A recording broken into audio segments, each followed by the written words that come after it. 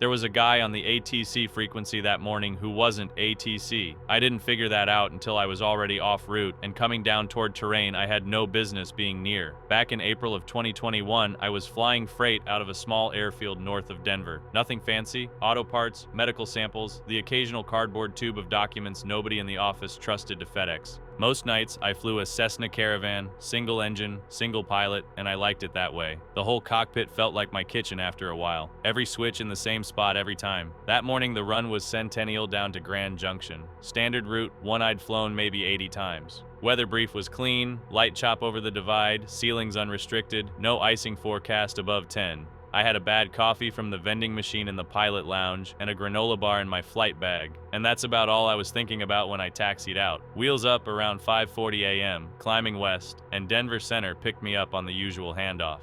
The voice on the other end was a guy I'd heard maybe a dozen times. I don't know if I could pick him out of a lineup, but the cadence was familiar.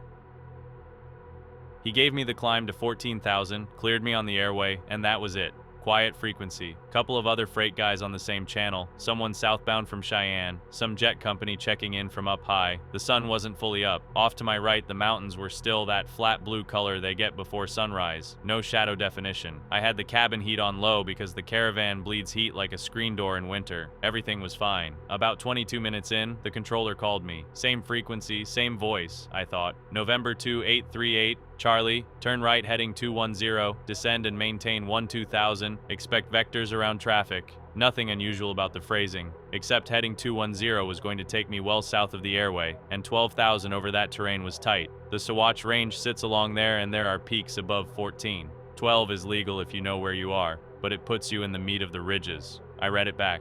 He acknowledged. I banked right. Here's the part I keep going over. On the readback, I remember thinking the cadence was a little off. Like he came in a half-second late on the acknowledgement. But radios do that. Guys eat, sneeze, cough, someone walks up to the console with a question. You don't call the FAA every time a controller sounds a little tired. I flew the heading. Watched the terrain database. The magenta line on my Garmin was drifting off to the northwest, and my little airplane symbol was tracking south-southwest into an area I never had reason to fly. There's a lot of nothing out there. Old mining country, some private ranches, a couple of restricted areas up around the mountain training routes. Not restricted for me at that altitude, but not somewhere freight goes. 4 or 5 minutes into the deviation, he came back on. 38 Charlie, continue heading 210, descend and maintain 10,500. I keyed the mic. Center, 38 Charlie, verifying 10,500. MEA out here is above that. Little pause. Affirmative, 38 Charlie, radar contact, terrain not a factor at your present position, descend 10,500. I hesitated. I'd flown enough hours to know that radar contact, terrain not a factor is language a controller uses, but it's not the phrasing I'd expect for that specific reassurance. Usually you get terrain and traffic not a factor, or nothing at all. It's a small thing. If you weren't listening for it, you'd miss it. I started the descent. Slow. I bled off 500 feet, and then I sat there thinking about it. I looked out the right window. The Sawatch was starting to pick up sun on the tops, and one of those peaks was maybe 8 miles off my wing, still above me. The terrain awareness on the Garmin had shaded yellow along the bottom of the screen. Not red, not warning, but yellow doesn't happen on that route. Not the way I fly it. The engine was running fine, the airplane was fine, my gut wasn't. Then a new voice broke on. Aircraft calling Denver Center on 126.55, say again your call sign. Female voice. Clipped, not the guy from before. I keyed up. Denver Center, 38 Charlie, level 13,000, heading 210 on your instruction. Long pause. Longer than any pause I'd ever heard on that frequency. 38 Charlie, Denver Center. Negative on that heading. I show you well south of your filed route. Who assigned you 210? My hand went cold on the yoke. Not shaking, just cold, like the blood had pulled out of my fingers all at once. I sat there for maybe 2 seconds before I answered. Center 38 Charlie, I received a turn to 210 and descent instructions on this frequency about 6 minutes ago. Same call sign read back, same frequency. 38 Charlie, that was not us. Turn right heading 320, climb and maintain 14,000, rejoin the airway direct Kremling, state fuel and souls on board. I flew the turn before I answered her. Full power, nose up, back into the climb. The Caravan is not a fast climber loaded, it groans up. Every second I was still down there felt like a second too long, and I don't even know what I was afraid of exactly. Just that the wrong voice had put me somewhere I wasn't supposed to be, and the right voice sounded like she was already reaching for a phone. I gave her fuel and souls. One soul, me. The first voice never came back on, not once. I stayed on that frequency all the way to Grand Junction, and there was nothing but normal traffic, normal handoffs, the female controller working like nothing had happened, but calmer than she probably felt. When I landed, there were two guys in the FBO who weren't there for coffee. FAA and someone else. I never got a clean read on which agency. They took my headset. They took my kneeboard. They asked me to write down every word of what I'd heard, in order, best I could recall, and to mark the times against my flight log. I sat in a back office with a bad fluorescent light buzzing over my head, and I wrote for about 2 hours. One of them, the guy who wasn't in a uniform, kept asking about voices. Did the first controller sound tired? Did he sound like he was reading? Did I hear anything in the background? A keyboard, a door, traffic through a window? I kept saying no, and after the fourth pass at it, I realized he wasn't trying to catch me in a lie. He was trying to build a profile of the guy on the other end. The thing that got me, sitting there with that pen, was how ordinary the fake voice had sounded. Not sinister, not off, just a guy at a console giving instructions. The only reason I'm here is because he pushed one instruction too far. If he'd left me at 12,000 and kept it simple, I don't know that I'd have questioned any of it until I was already deep in a place I shouldn't have been. The investigation went on for months. I got called in for interviews 3 separate times, twice in Denver, once by phone. What they told me, at least what they were willing to tell me, was that the transmissions had come from a ground source. Someone with a real transmitter, real range, real knowledge of how the phraseology works. They had my tail number before I ever checked in. They knew the route. They were waiting on that frequency for that airplane. They asked me a lot of questions about my cargo, what I was carrying that morning, who loaded it, who signed for it, who scheduled the run. I didn't have great answers for most of that because I'm the pilot. I fly what they put in the back. Some of the questions made me think the cargo wasn't as boring as the manifest said. Some of them made me think the cargo was exactly as boring as the manifest said, and I was the wrong airplane in the wrong slot, meant for someone else. They never told me what the guy on the ground wanted. I don't think they ever found him, or if they did, nobody was going to tell me. That kind of case doesn't get a press release. I did a full recertification on command verification protocol, 2 weeks of ground school and sim time, mostly on cross-checking clearances against filed routes, MEAs, and expected phraseology. The kind of thing they'd been teaching in a 5-minute segment of a longer course now spun out into its own module. In one of the sim sessions, they had me fly the exact same run, with an instructor pretending to be center. Halfway through, he gave me a heading that didn't match the airway, and I asked him to verify twice, then squawked 7600 and turned back on my own. That was the answer they wanted. Didn't feel like a win, felt like homework. Later, I heard from a friend at another operator that a version of my incident, with the tail numbers scrubbed and the geography moved, showed up in their annual training packet. I fly a different route now, for a different company. Still freight, still single pilot most nights. Every time I get a heading change I don't expect, I ask for it again, sometimes twice. Nobody's ever complained. I've done maybe 200 residential moves in this line of work, and only one of them still sits wrong with me. It was August 2020 Tucson, one of those weeks where the cab of the truck hit 115 degrees by 10 in the morning, and you drank water like it was a full-time job. The job was on the east side, off Broadway, past Pantano. One of those older brick ranch houses with a gravel yard and a big saguaro out front. Painted trim, wooden screen door, chain link around the back. Solo woman moving out, mid-40s maybe. Blonde, short, thin, wire rim glasses. Diane, according to the paperwork. Her husband had already relocated for a job in Colorado, she said. Boxes were packed neat, everything labeled in black marker in the same handwriting. Kitchen, books, guest bath, that kind of thing. Standard job. Should have been in and out in 5 hours. I was on the crew with 2 guys. Mateo, who I'd worked with maybe 100 times by then, and a big quiet dude everyone called Rooster because he had a rooster tattooed down his right forearm. Mateo took the kitchen and living room. Rooster and I split the bedrooms in the basement. You don't see basements much in Tucson. Ground is caliche, hard as concrete, nobody wants to dig. But this house was older, 50s or 40s, and someone had put in a partial basement under the back half. You got to it through a door in the hallway, wooden steps, no rail, bare bulb hanging off a chain at the top of the stairs. The first thing I noticed about Diane wasn't the following, it was how she talked. Very polite, very measured, like she'd rehearsed the answers to questions I hadn't asked yet. Where do you want us to start? What time do you need to be out by? Are there any items marked fragile? She had a full answer ready every time, and she said thank you after every sentence, sometimes twice. Then the following started.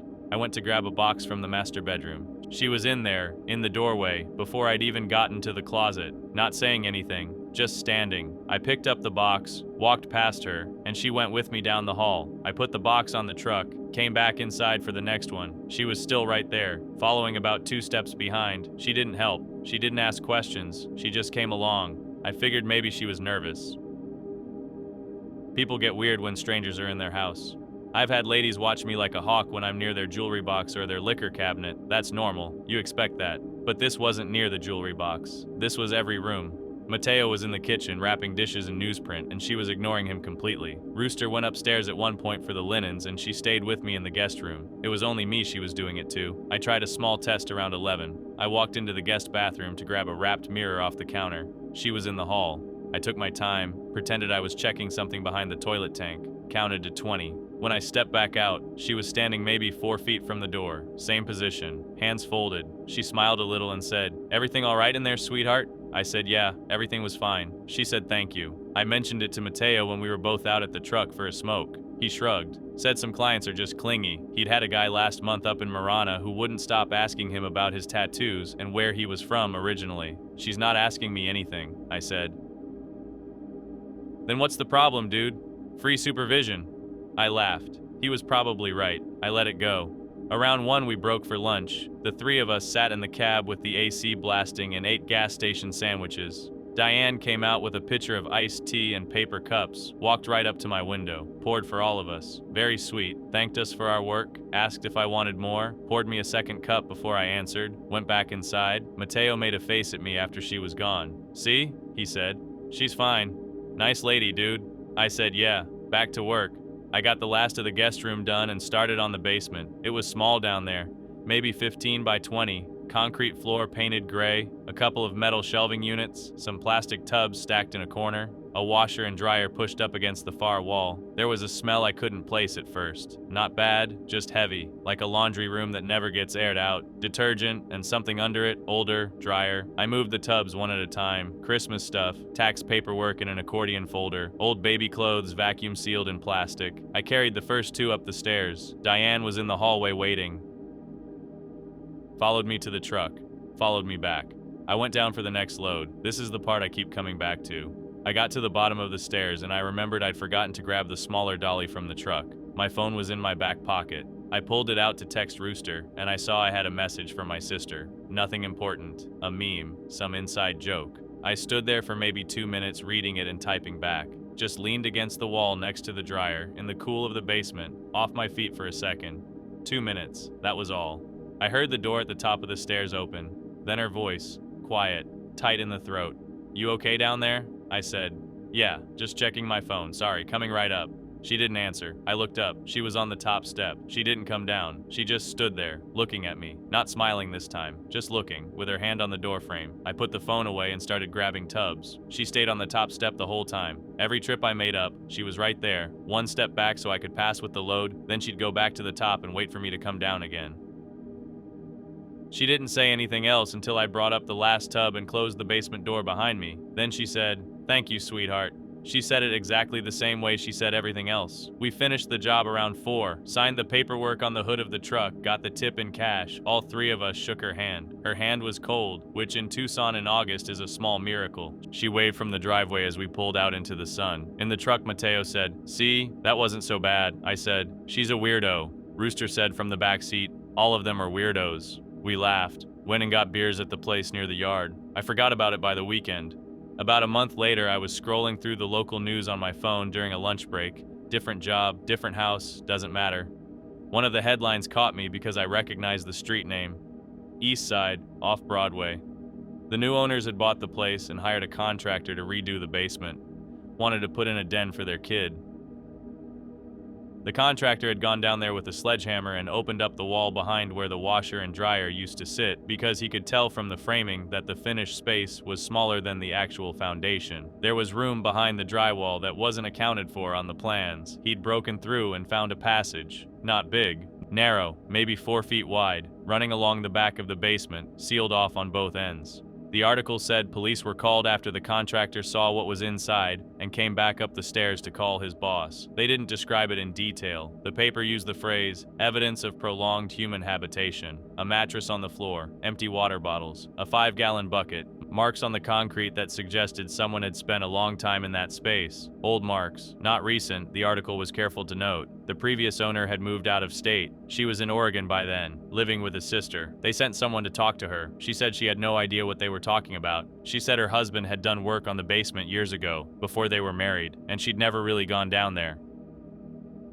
She said she'd always found it a little claustrophobic. The husband had died in 2018. Heart attack in his sleep, according to the article. There wasn't anyone to charge. There wasn't a body. The paper said the case was being kept open pending further investigation, but without physical evidence linking a person to the space, there wasn't much to pursue. It was the kind of story that runs on page 4 for a day and disappears. I read it twice. I sat in my truck with the AC on, and I thought about the 2 minutes I spent on my phone at the bottom of those stairs. I thought about her voice from the top step. "You okay down there?" Here's the part I can't work out. She wasn't watching me because I was in her house. She wasn't watching Mateo. She wasn't watching Rooster.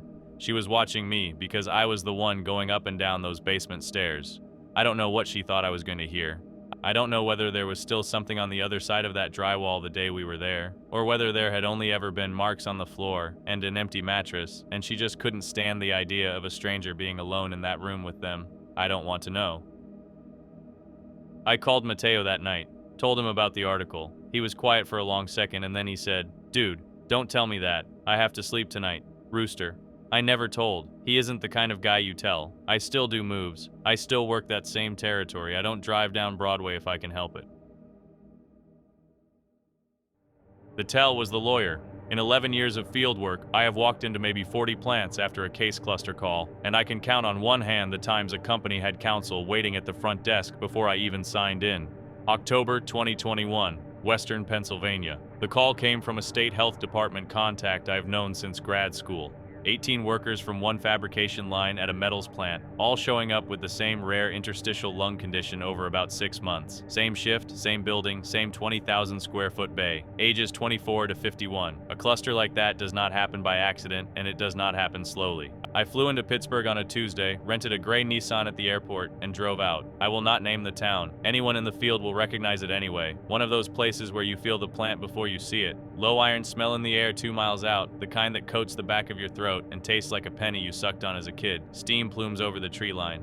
3 churches, 1 diner, 1 Sheetz off the exit. The visitor lot had a spot marked with my name on a laminated card.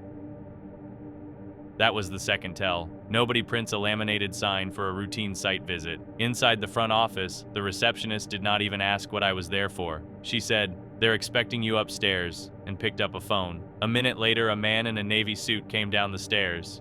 Not a plant manager. You can tell. Plant managers wear polos and boots, and their hands have seen work. This man's shoes still had the little store crease at the toe. "Rebecca," he said. "Corporate counsel. Pleasure." Behind him, the plant HR director and a safety officer in a company polo. No engineer, no one from the ventilation side. That was the third tell, and by then I had stopped counting.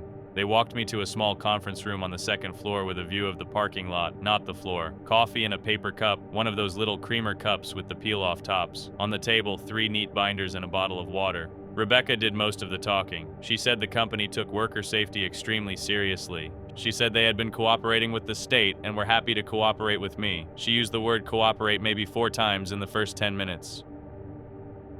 I said thank you. I opened the first binder. They had prepared. That much I will give them. Medical logs going back 2 years, redacted for names. Air quality sampling summaries. HR files on the affected workers, sanitized. Training records. A whole tab of PPE compliance photographs, time-stamped. Some of them clearly staged for the binder. The gloves in one photo still had the sticker on them. I made small notes in my own book. Nothing dramatic. Circles, question marks. The way you do when you are just tagging things to come back to. Rebecca watched me write. I asked to see the floor. She said of course, but they would want to schedule that for later in the visit, after we had reviewed the paper. I asked to speak with the shift supervisor. She said he was on vacation. I asked when he had left. She smiled and said she would have to check. Around 40 minutes in, I asked for the maintenance logs on the ventilation system in Bay 4. That was where all 18 worked. I asked for the filter change records, the differential pressure readings, and the recertification history on the exhaust stack. Rebecca did not look at the HR woman. She did not look at the safety officer.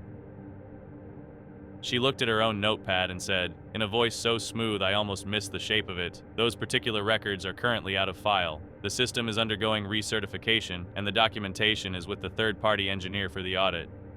I nodded and wrote that down. Word for word.